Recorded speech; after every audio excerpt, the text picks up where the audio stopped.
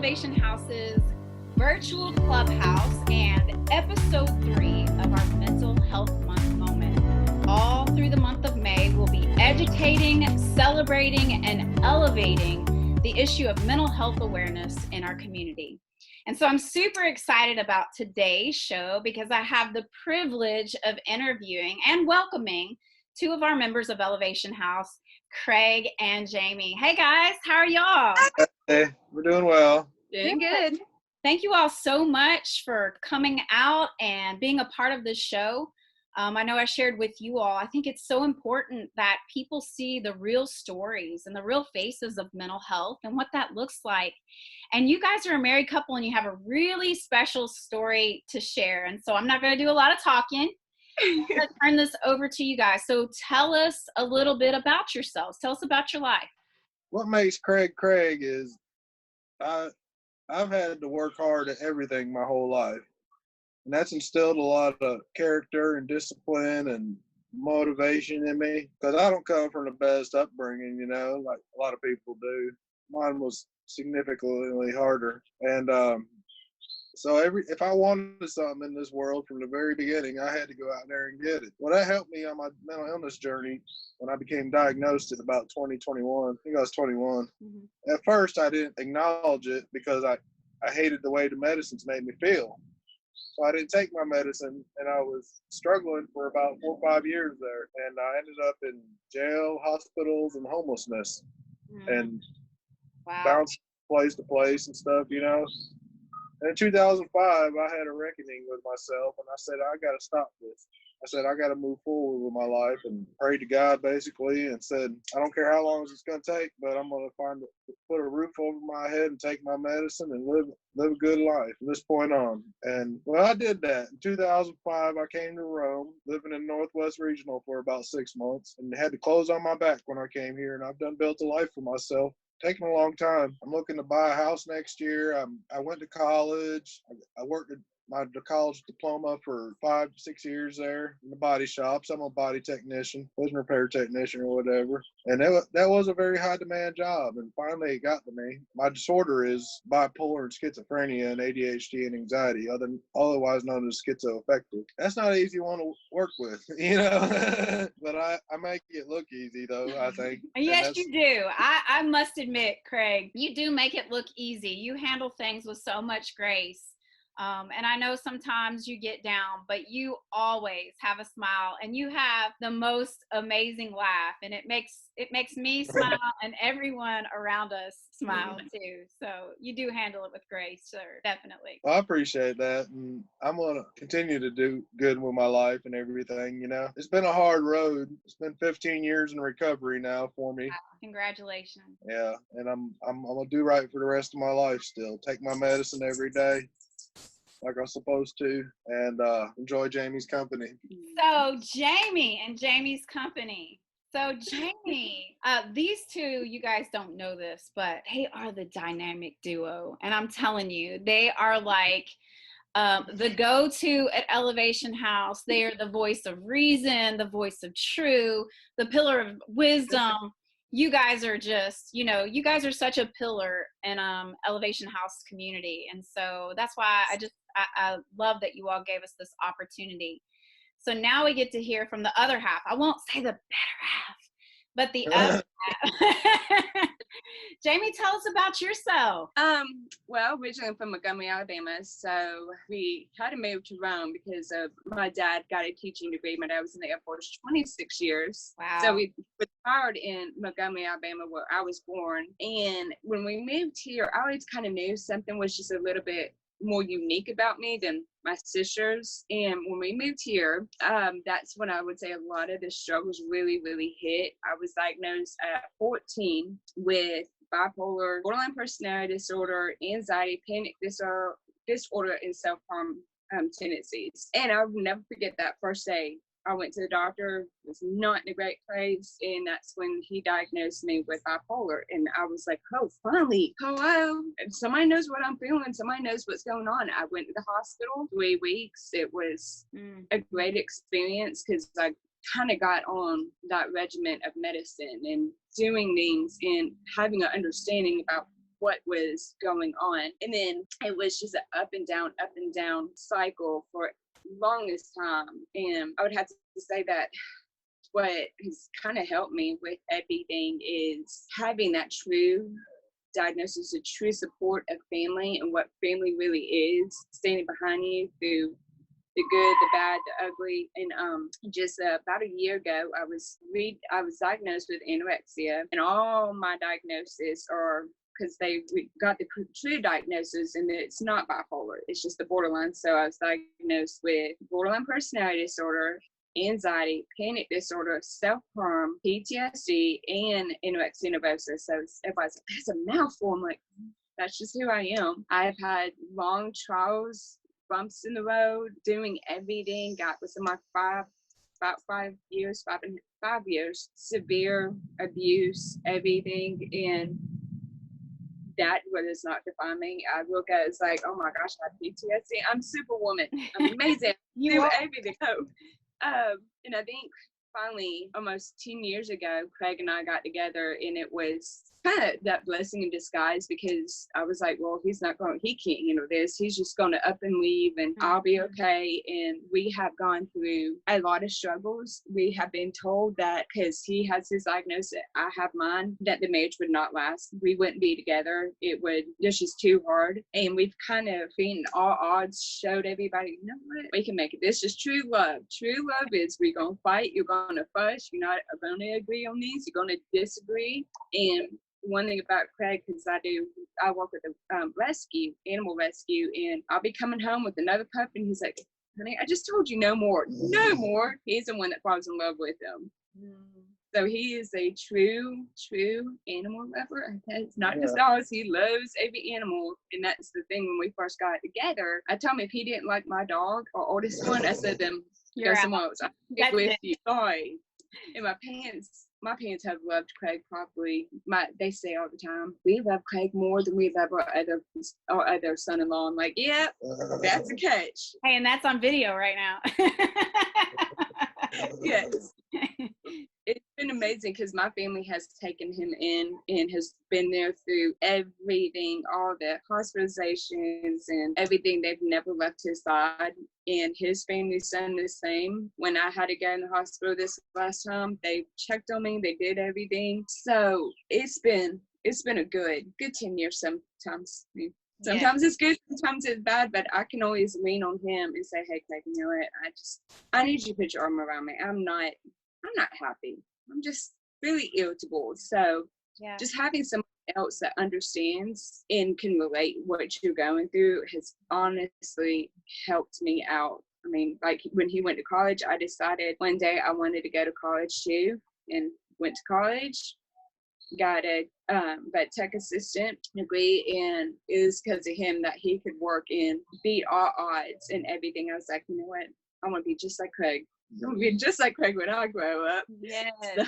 So you said a whole mouthful, but I have to. So one more time for the people in the back that didn't hear you. How many years have you been together? How many? 10 years? June the 15th, on my sister's birthday, we'll be married 7 years on June the 15th. We got married on my sister's birthday. Got engaged on my nephew's birthday. So going on almost 7 years. So total 10 years. Wow, so that's truly amazing. And Jamie, you have an awesome supportive family.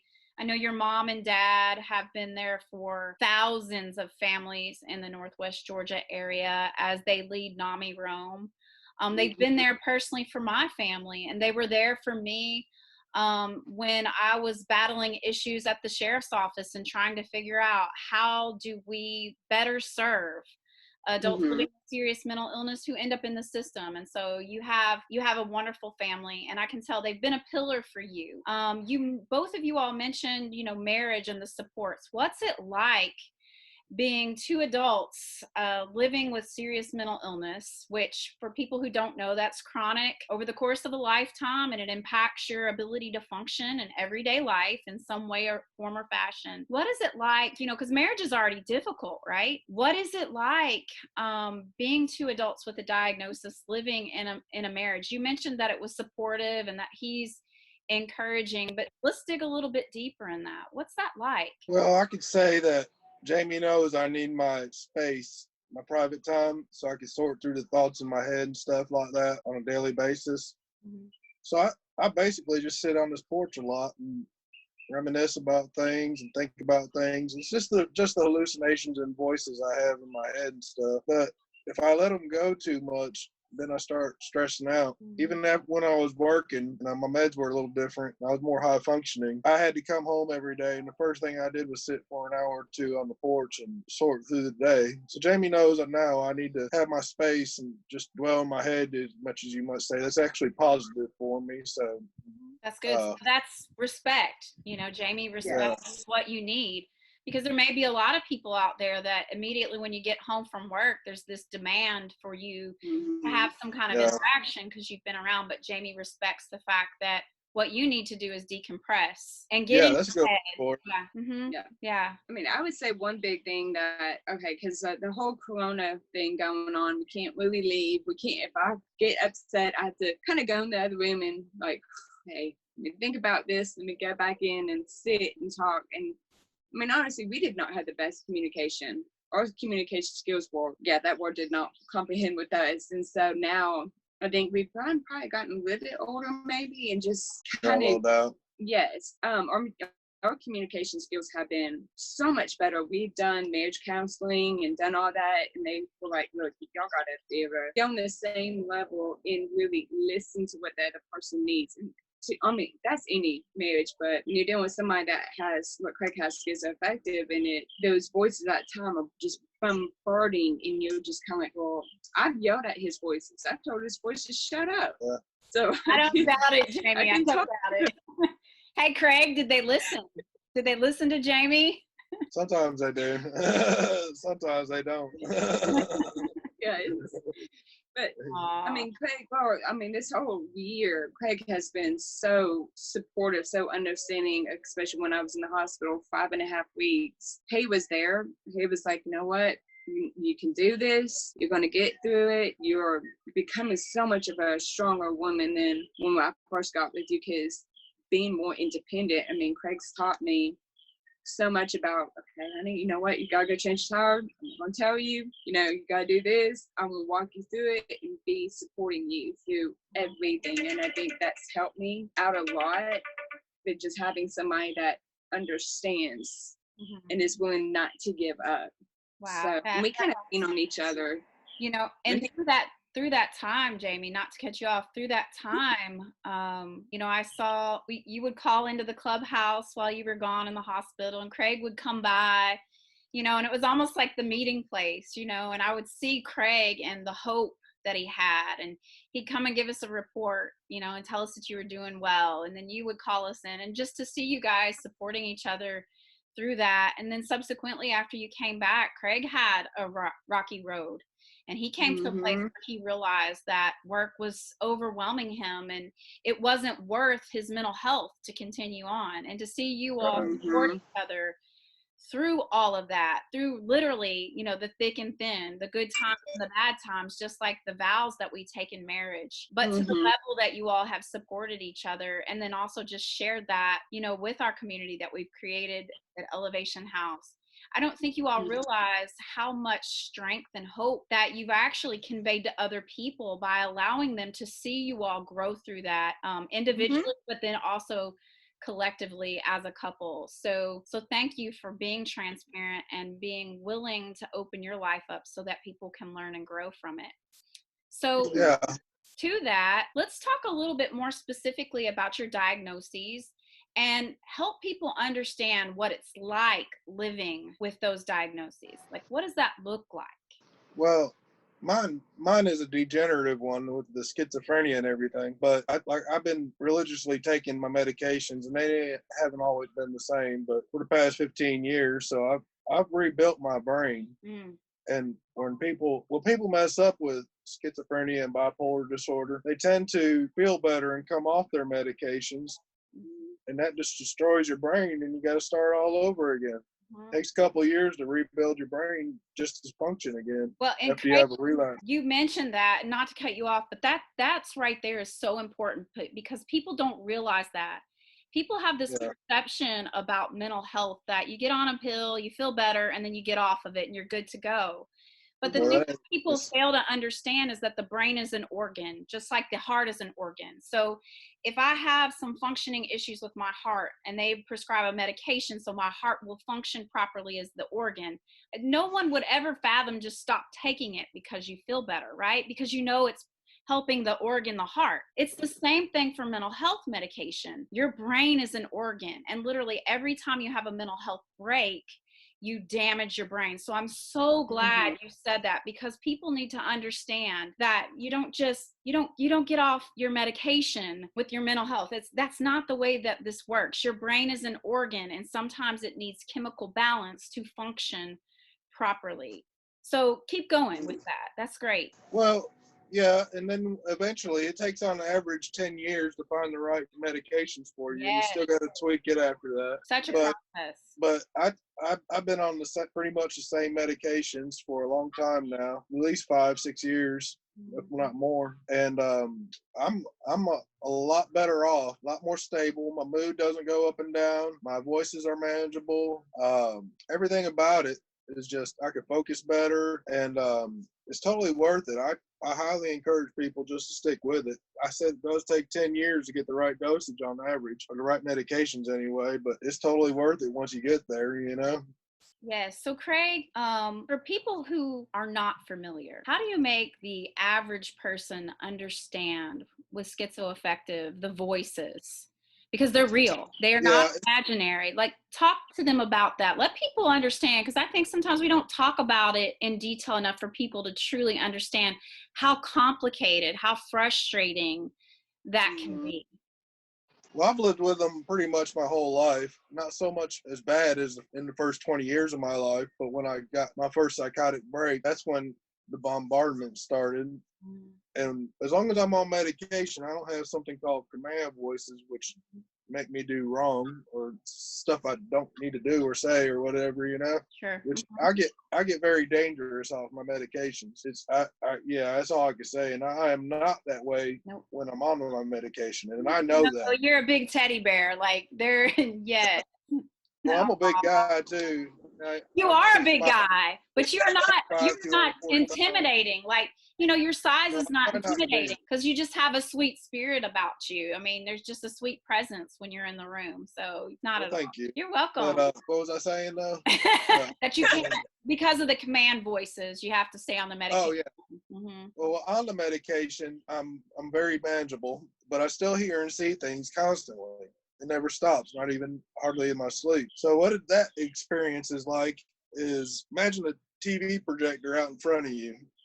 I see things about a foot away. They could be further if I'm having a deep one. And it's just like a imaginary TV screen in front of you, and then there's voices that go along with it. And it can be triggers to it that cause certain hallucinations to pop up and hear things. Like you might see or hear somebody or car or tree or whatever it may be, you know, it just makes you think of something. Well, that's my head constantly. I don't know how to live without them, to be honest, because every once in a while I'll get a medication change and it'll knock them out for a couple weeks. And this happened in the past, and I didn't know what to do or say or think or anything. Wow. Because medication change really stimulated the chemical balance on it. Mm-hmm. And then they'd come back again, and I feel a little better actually, because I don't have to. I know my friends are there in my head, you know. Yeah, it's become your norm, and you've learned how to adapt to it. So with anything that we've learned to adapt to, the absence of it can be frightening, I can imagine. So the presence of it was somewhat calming, because it's your norm, you know. Mm-hmm. Yeah,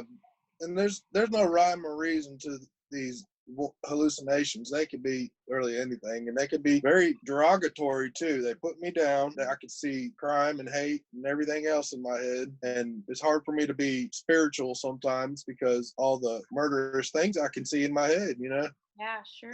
And I just have to not think about stuff sometimes, and I know how to redirect them. It's taken years. Wow. Well, that I could say stop that in my head, or out loud or whatever it may be, and I'll find something else to trigger my brain, a thought or something, or a picture, scenery or whatever in front of me, and I'll start thinking about that and make it into a positive hallucination. Wow. Because that can be humorous too. A lot of times I have very pleasant voices. Mm-hmm. That's most of the day now, but it hasn't always been that way. I've had to learn how to redirect them constantly, and it works. So Jamie, tell us about your diagnoses and help people understand what it's like to live with them. I know a lot of people have asked me in the past, like, what's the difference with the bipolar and the borderline personality disorder? And I tell people all the time, I'm like, they're almost like identical twins. Yes. It is very hard to really get that true diagnosis. And I had to tell them, okay, with mine, like I was mentioning, one of my diagnoses is self-harming. I have cut numerous times. I've banged my arm into walls. I've punched doors. I've done all that because I cannot, at that moment, I'm just feeling so low, so much in pain. And I do that. A lot of people with borderline personality disorder, they're known to, for me, we do like a lot of, adrenaline. We have to have adrenaline on our life. It's just like going bungee jumping, which Craig was with me when I did that. Yeah. Indulge it. Yeah.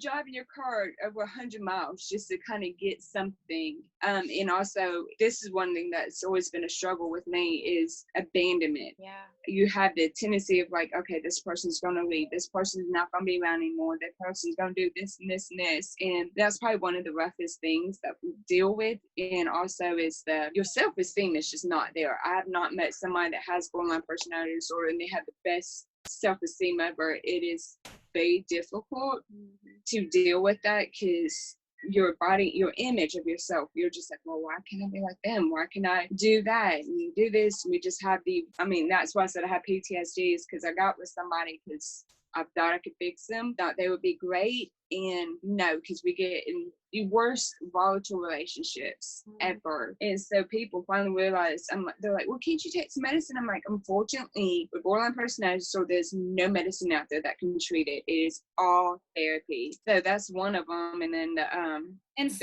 the newest one really kind of feeds in, like the borderline really feeds in because of the self-image. And I know personally, because I've shared with you, I struggled with anorexia nervosa and bulimia when I was in grade school, which y'all call middle school. We called it grade school. But those feed into each other. Talk about that a little bit, Jamie.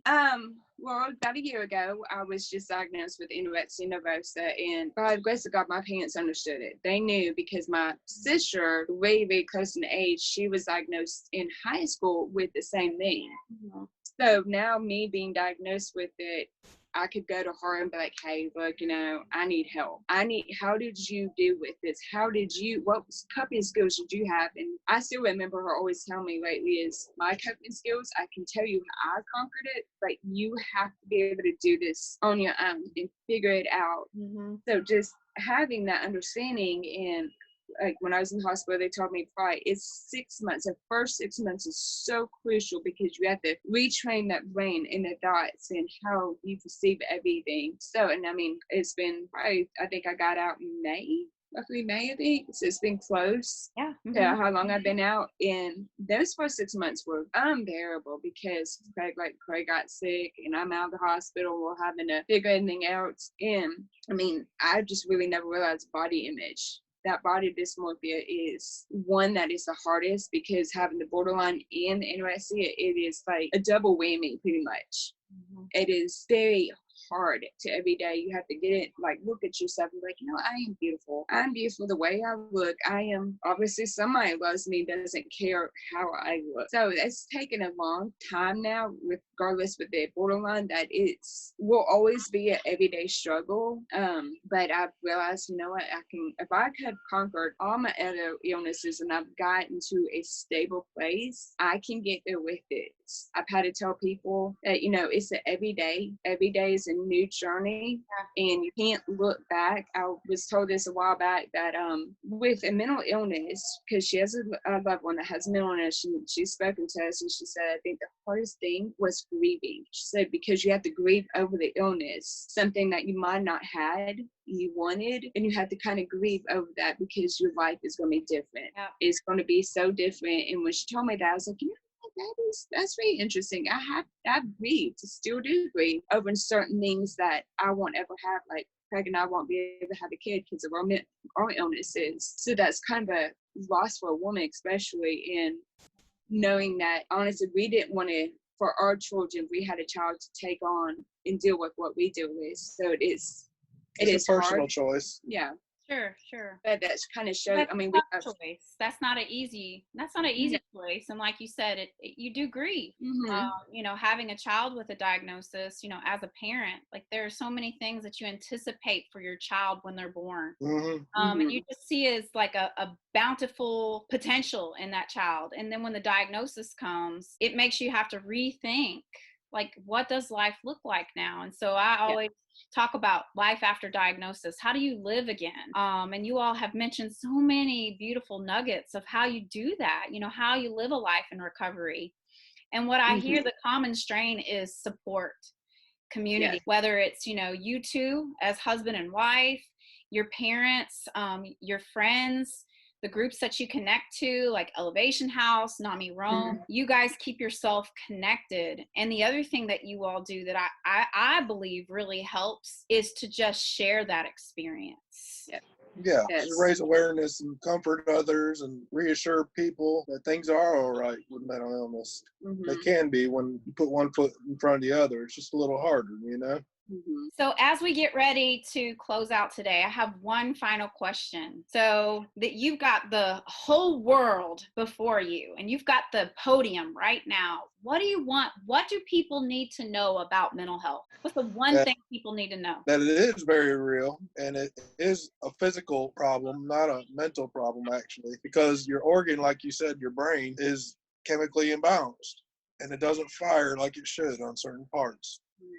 Like with my schizophrenia, my frontal lobe is, you know, it's all messed up. I can't.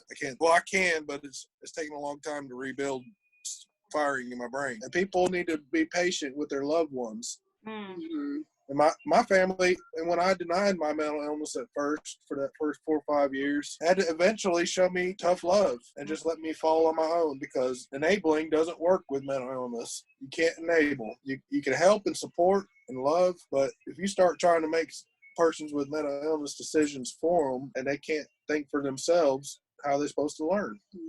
That's so good, Craig. That's so good. And that's so hard too. It's hard for a parent. It really is. It's really hard for a parent, and it's never, I don't think we're ever going to completely erase stigma. We can make a big dent in it, you know, because certain people on off of medication feel so good that, I'm not saying anybody specific, but there's just people out there that can't fathom what we have to go through. And so they just deny it or whatever, or don't want to put up with it or help it or support it, because they have no idea what we go through. Despite what people might say about it, that's just stigma. You know, that could be worked on over years, and that's what we're doing now. Racing right here, right now, in this very moment.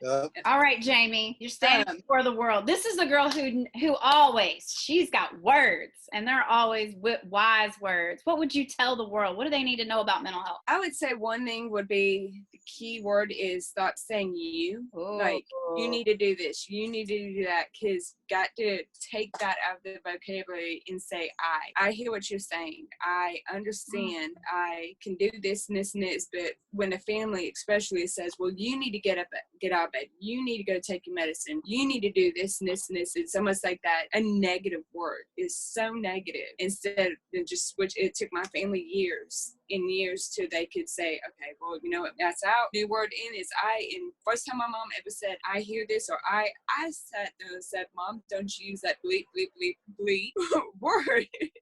And now it is interesting, because we've kind of came such a long way of understanding. And if she doesn't use that I statement, I'll be like, I'm going somewhere else. I don't want to listen to this right now. I need that. I mean, Craig and I've done that.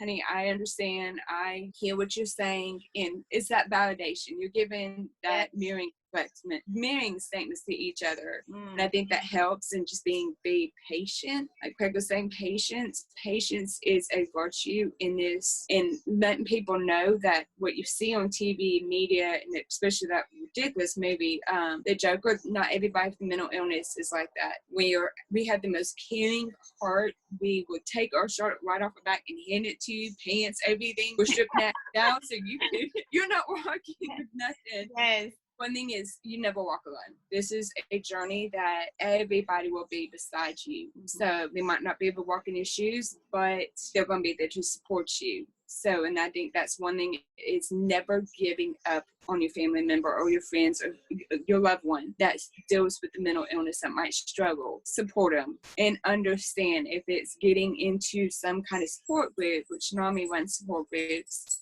Yes. And just saying, you know what, I'm about to give up. I don't know where else to turn. There's family members, friends, people that you can turn to. Just never give up on that family member. So never give up. That's right. Be patient, never give up. And you all talked a lot about underlying communication, how important it is to communicate. And honestly, that's going to be the only thing that destroys stigma. So today we wanted to communicate with you all watching this episode of Mental Health Month Moment with Elevation House.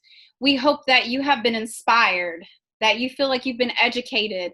We're celebrating. Everybody's sitting here with smiles and great laughs. Craig, one time. Can you laugh for me? See, now everybody's laughing. And we are elevating the issues that surround mental health awareness. So many good things in this episode. Please share this out with your friends. They need to hear it, because 1 in 5 people will experience a mental illness this year alone. It could be you. It could be your child. It could be your neighbor, your friend. You never know. So we need to educate ourselves.